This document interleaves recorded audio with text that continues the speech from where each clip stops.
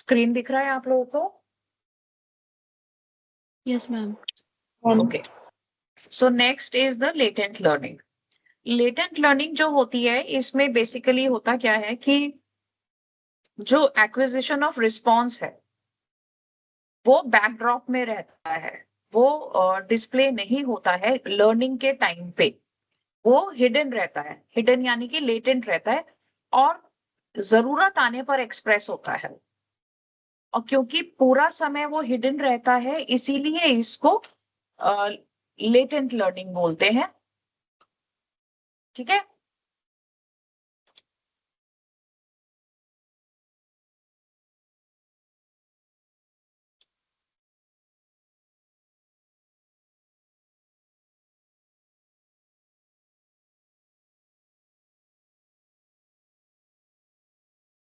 तो ये एक ऐसी पिक्यूलियर फॉर्म ऑफ लर्निंग है जो कि जिस समय कोई भी एनिमल या व्यक्ति उसको सीख रहा है उस समय वो अनरिवॉर्डेड रह जाती है। और इसको आप काफी सारे कॉन्टेक्स्ट में आप देख सकते हैं, जैसे कि जब बच्चा ग्रो हो रहा है आप उसको बोलते हैं कि ये वर्ड बोलो, ये वर्ड बोलो, वो नहीं बोलता, अचानक से उस वर्ड को वो बोल देता है। इसी तरीके से इंसेक्ट्स हैं, बर्ड्स हैं या और एनिमल्स हैं, वो अपनी एक होम टेरिटरी फिक्स करते हैं। अब वो हमेशा उनकी जो फ्लाइट होती है उस टेरिटरी की तरफ होती है। वाइल्ड एनिमल्स में लेटेंट लर्निंग बहुत एडवांटेजियस होती है कि बिकॉज एक्सप्लोरेशन हम लोगों ने शुरू में देखा था कि जब वो एक्सप्लोर करते हैं अपने एनवायरनमेंट को, तो उसको एक्सप्लोर करने में वो केवल ये नहीं देख रहे कि क्या चीज खाने योग्य है, क्या चीज खाने योग्य नहीं है। साथ के साथ वो और बहुत सारी चीजें वो ऑब्जर्व कर रहे हैं वहां पर कि किस पेड़ की बेल को हम अपने लिए इस्तेमाल कर सकते हैं, किस रास्ता अगर हमें बच के निकलना हो तो हम क्या रास्ता हम अपनाएंगे तो हम जल्दी बच के निकल जाएंगे, किस तरह के प्रेडेटर हो सकते हैं, किधर से आ सकते हैं, तो वो सब जो एक्सप्लोर कर रहे हैं। और जब जरूरत पड़ती है तो उतनी इस नॉलेज को वो यूटिलाइज करते हैं जिससे कि वो प्रेडेटर से बच सके या अपना फूड सर्च जो है बहुत अच्छे से इफेक्टिवली कर सके। अब फॉर एग्जाम्पल ये जो एक्सपेरिमेंट हुआ इसमें क्या करा कि एक मेज यानी कि भूल भुलैया ये बना करके चूहों को उसमें छोड़ दिया गया 10 दिन के लिए। मतलब 10 दिन चूहों को सपोज 1 घंटा उसमें छोड़ देते थे and then they will remove the rats out of it और the mice out of it. But what happened later was कि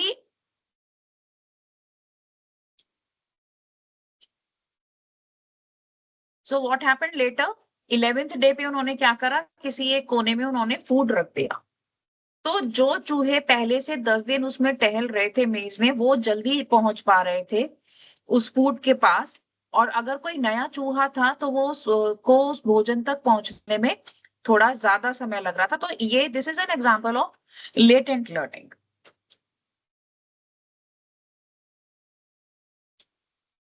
next comes the insight learning.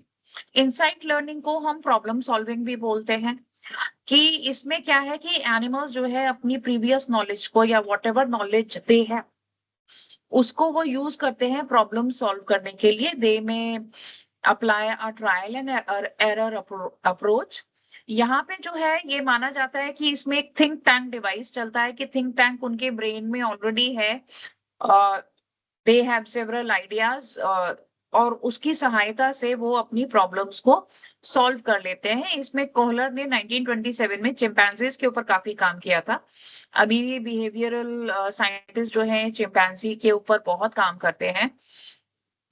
सो उन्होंने क्या करा कि मेल चिंपैंजी को एक केज में रखा और उसके केज में ऊंचाई पे उन्होंने बंच ऑफ बनानास जो है वो टांग दिया, केलों का एक गुच्छा टांग दिया। और उसके पिंजरे में उन्होंने एक छोटी सी स्टिक डाल दी। अब क्या हुआ कि पहले तो चिंपैंजी ने कोशिश करा कि वो अपने आप ही उतार ले केले, लेकिन वो नहीं कर पाया। फिर उसने वो छोटी स्टिक यूज करी लेकिन वो तब भी नहीं पहुंच पाया, छोटा रह गया।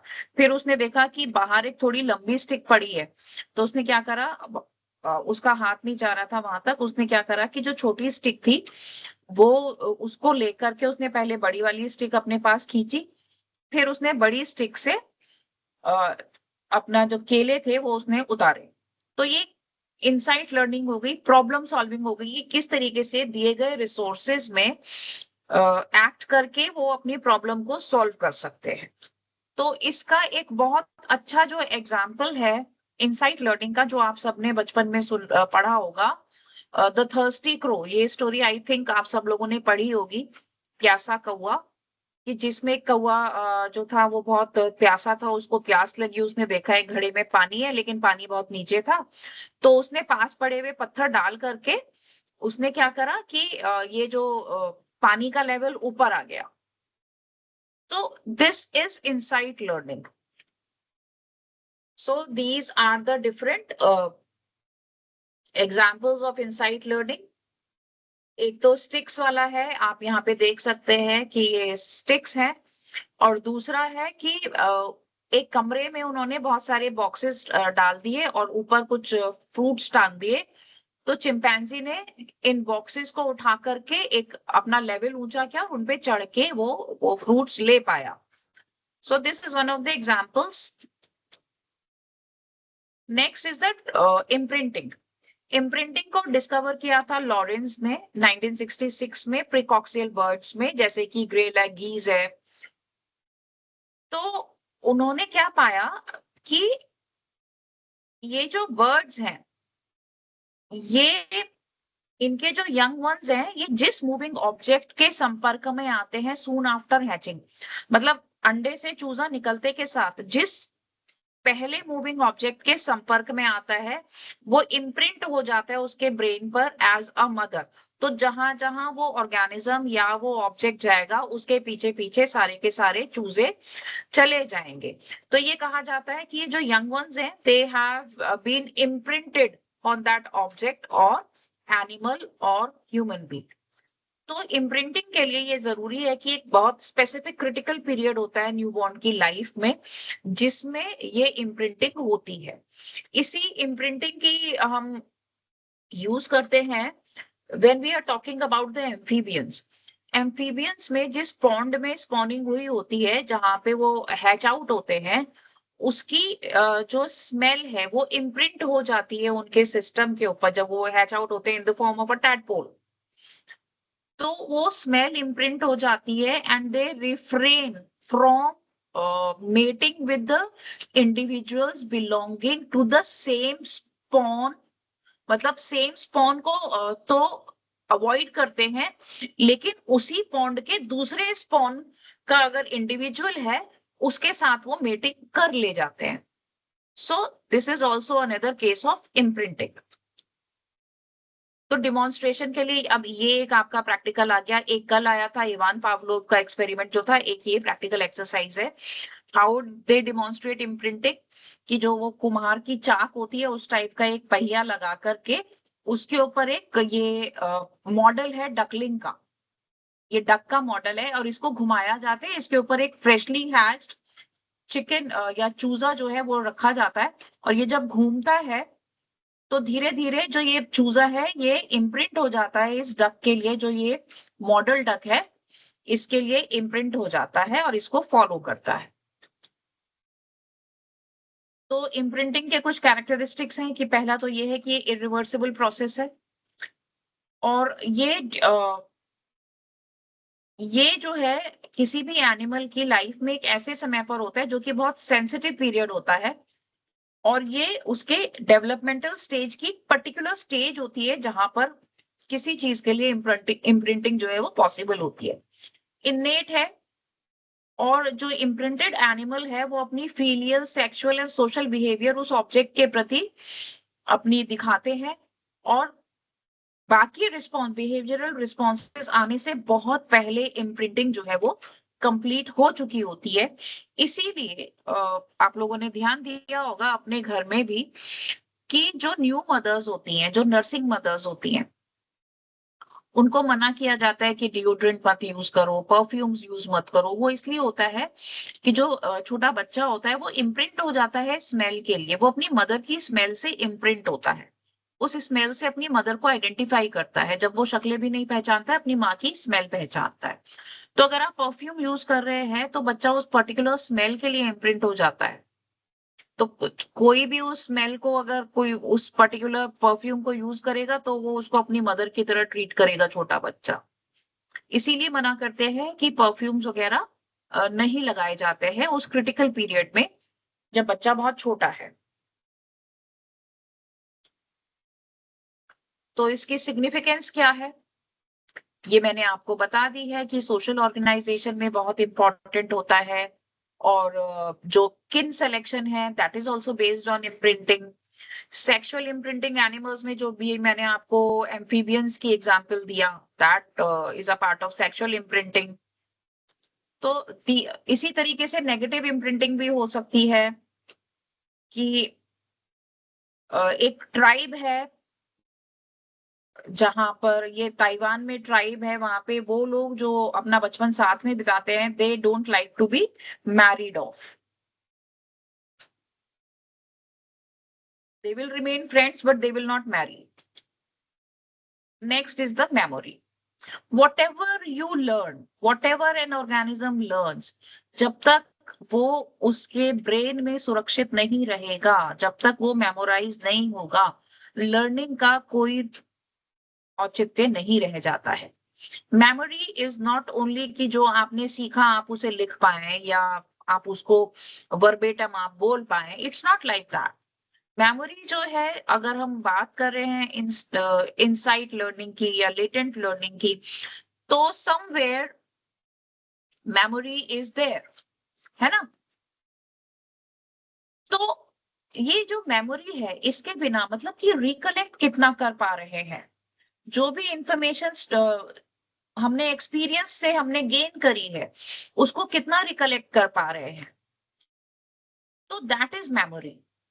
जैसे कि आप ये देखिएगा कि बहुत सारे जो गिलहरी होती हैं, they store grain, they store अकॉर्न। आप लोगों ने, आई डोंट नो, किटकैट का ऐड देखा है या नहीं देखा है, तो हम छोटे थे तब आता था। तो there are chipmunks who store acorn. और कई बार क्या होता है, ये खुद भूल जाते हैं कि हमने कहाँ उसको छुपा के रखा है। तो क्या फायदा हुआ उसको छुपाने का, उसको स्टोर करने का, जब खुद ही भूल गए। तो बर्ड्स जो हैं, ये दे रिमेम्बर कि उन्होंने अपना भोजन कहाँ छुपाया है, और उसको यूज करेंगे जब स्कैसिटी होगी। ये मार्श टिट्स में या यूरोपियन जेज में ये देखा जाता है, ये ट्रेट।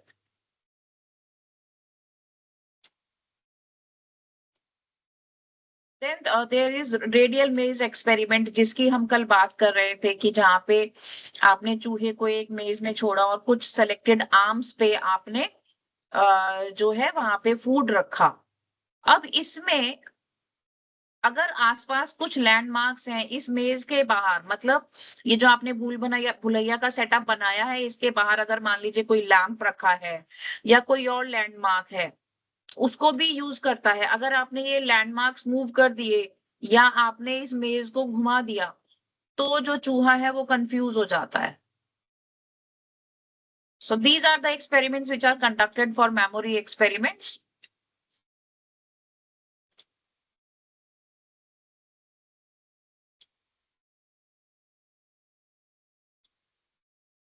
Then अगर हम evolutionary process की बात करें, तो कुछ लोग मानते हैं कि लर्निंग जो है, it begins from the very first phylum protozoa.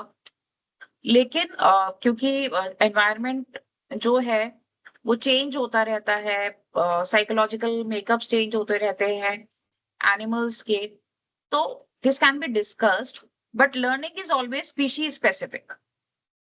और ये देखा जाता है कि it develops in response to ecological constraints in the normal life of an animal.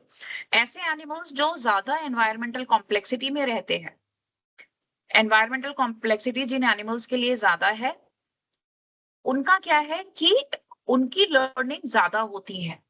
और जिनका बहुत सिंपल सिंपल एनवायरनमेंट है, ज्यादा कॉम्प्लेक्सिटी नहीं है एनवायरनमेंट में, तो उनका लर्निंग प्रोसेस थोड़ा स्लो रहता है।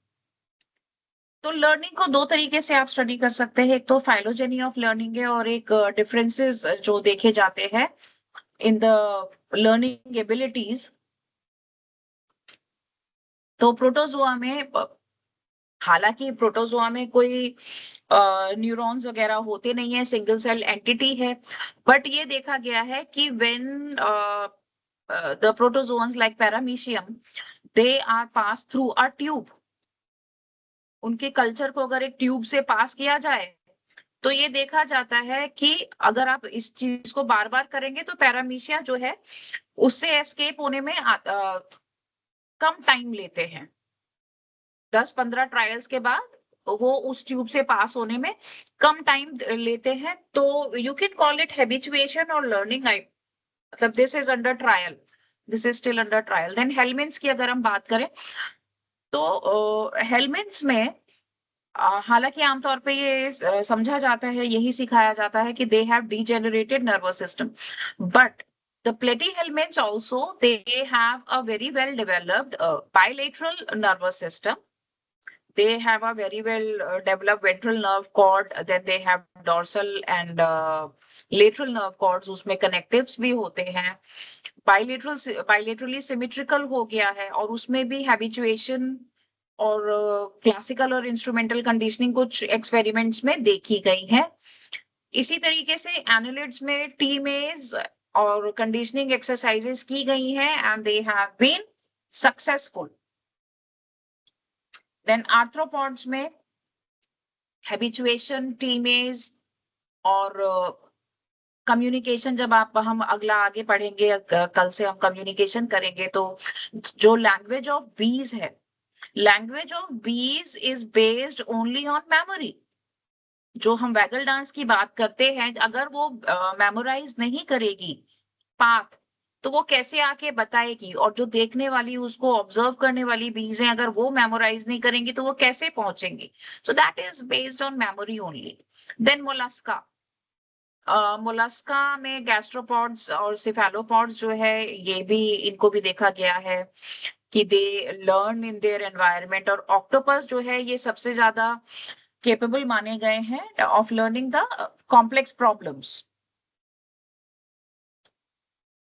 वर्टिब्रेट्स में यू नो कि सबसे ज्यादा हाईली डेवलप्ड लर्निंग प्रोसेस जो है वो वर्टिब्रेट्स में है। आप लोगों ने, I don't know whether you have seen और नॉट, आप लोगों ने अगर बंदर का नाच कभी देखा हो तो एक उनकी स्टीरियोटाइप स्क्रिप्ट होती है, but still the monkey responds in the particular manner on a for a particular question। तो अगर वो उसको लर्न नहीं करेगा तो वो कैसे उसको करेगा। तो they are able to perform several tasks, they are also able to solve several problems, vertebrates especially, so they dominate the kingdom। अब प्लांट्स की अगर हम बात करें तो वहां पे कंडीशनिंग एक्सपेरिमेंट्स किए गए हैं, कुछ प्लांट्स पे मिमोसा में किए गए हैं। तो वहां पे मैकेनिकल और इलेक्ट्रिकल शॉक और कटिंग, बर्निंग और डार्कनेस एक्सेट्रा। तो मिमोसा की लीव्स जो है बंद हो जाती हैं और स्टेम जो है उसकी मुरझा जाती है। तो मिमोसा इज द छुई मुई का पौधा। छुई मुई को अगर आप टच करते हैं तो क्या होता है, वो एकदम से मुरझा जाता है, टर्गो प्रेशर एकदम कम हो जाता है उसका, and the leaves they drop. So how does the learning develop? What are the factors which are responsible for development of learning? इसमें एक बहुत important factor है which is the genetic factor। तो जेनेटिक फैक्टर में मैंने शुरू में भी बोला था कि it may be strain specific, it may be caste specific, और बहुत सारी एनवायरमेंटल एक्सपेरिमेंटल टेक्निक्स हैं जिसमें ये देखा गया है कि अलग अलग स्ट्रेन्स, जो रैट्स की या माइस की, and swine is for pig, ये लर्निंग परफॉर्मेंसेस में डिफरेंस होता है इनकी।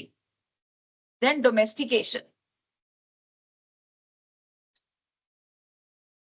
रैट्स में डोमेस्टिकेशन का कोई इंटरफेरेंस नहीं होता है लर्निंग प्रोसेस पे।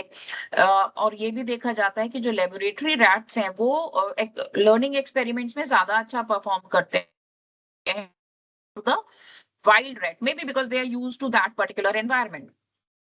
तो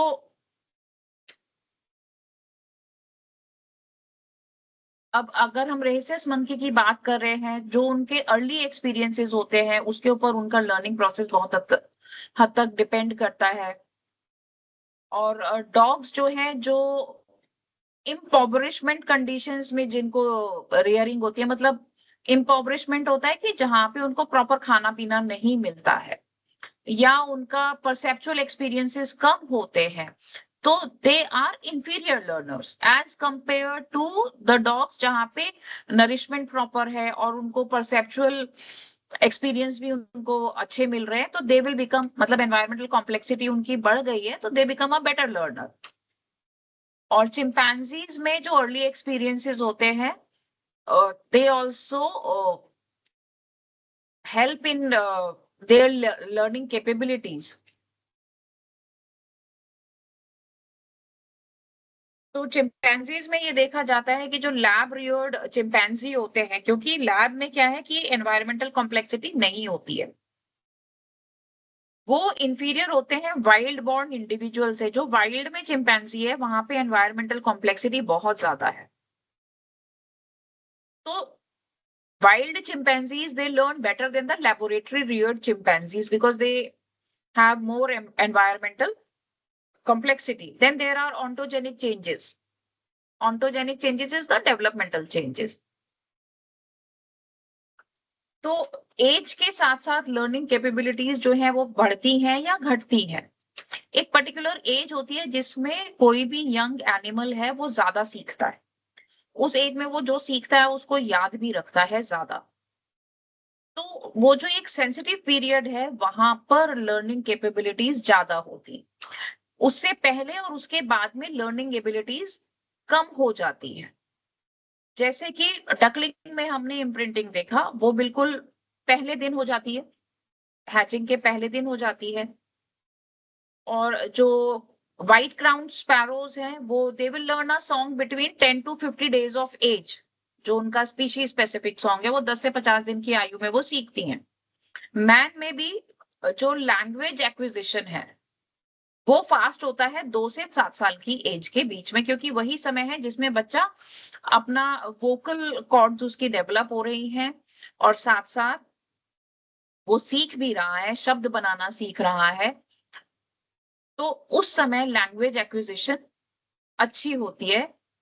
then what is mechanism of learning?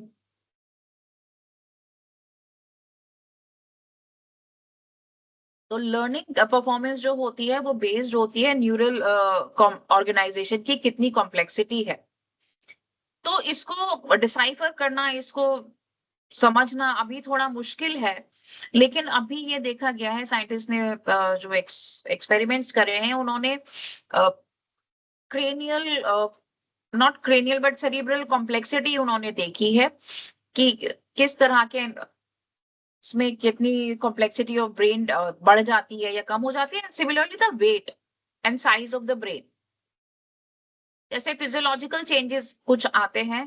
रोजेनविंग ने देखा कि जो रैट्स को अलग अलग कंडीशंस के लिए एक्सपोज किया गया, फिर उसके फिजियोलॉजिकल चेंजेस उन्होंने देखे। जो फिजियोलॉजिकल चेंजेस उन्होंने देखे, उन्होंने देखा कि 4% इन 4% difference in the change of weight of cortex and 6% in visual cortex. इस जो ऐसे रैट्स में जो कि एनवायरमेंटल कॉम्प्लेक्सिटी में है, उनका कॉर्टेक्स और विजुअल कॉर्टेक्स का वेट 4% और 6% ज्यादा था in comparison to those rats which were in isolated conditions. इसी तरीके से एसिटाइल कोलाइन एस्टिरेज, जो कि एसिटिल कोलाइन को ब्रेक डाउन करता है, उसका भी लेवल देखा गया।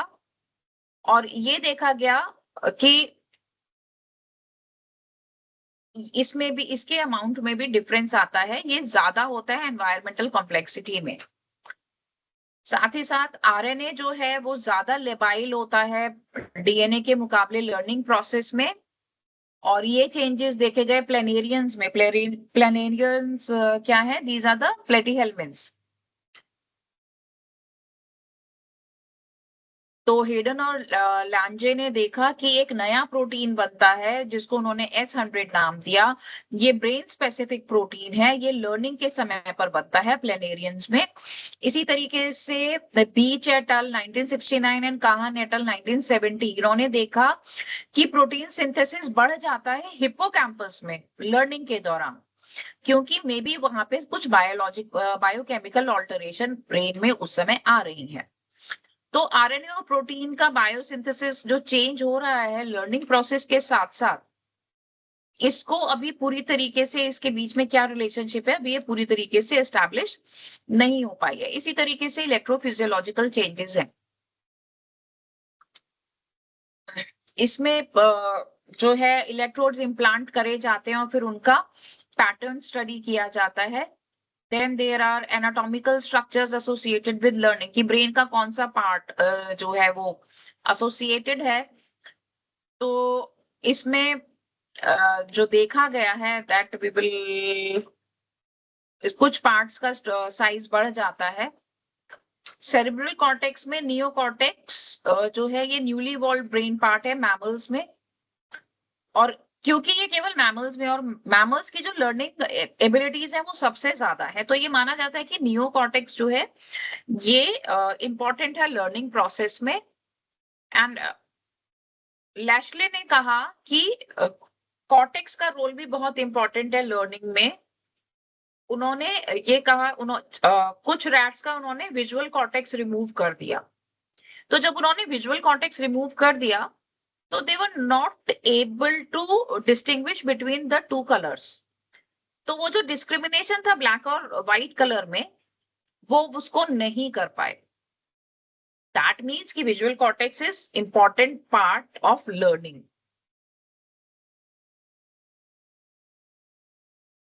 और इसी के अलावा वो रैट्स जिनका विजुअल कॉर्टेक्स रिमूव कर दिया गया था वो शेप्स के बीच में भी डिस्क्रिमिनेट नहीं कर पाते हैं। लेकिन बाद में ये पता चला कि जो लेशले ने उनको कॉर्टिकल लेजन्स उन्होंने दिए थे, जो उनको जख्म दिए थे, उसमें ये पता चला कि उन्होंने उनकी सेंसरी कैपेसिटी को इम्पेयर कर दिया था। मतलब कहीं से सेंसरी नर्व कट गई थी, डैमेज हो गई थी, लेकिन मेमोरी उनकी डैमेज नहीं हुई थी। तो लैशले ने फिर बाद में दो प्रिंसिपल दिए अपने मेज स्टडीज के ऊपर। एक तो था प्रिंसिपल ऑफ इक्विपोटेंशियलिटी, जिसमें के हिसाब अनुसार all parts of the cerebral cortex contribute equally in learning and in animals memory.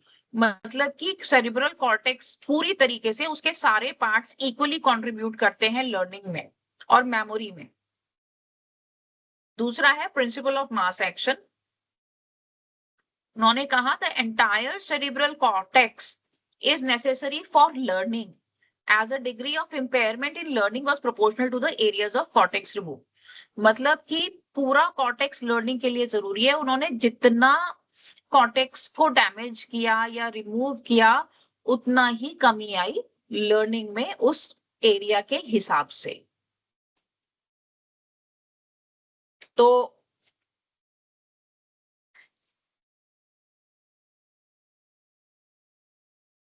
most of the things are repeated here, so that's about learning।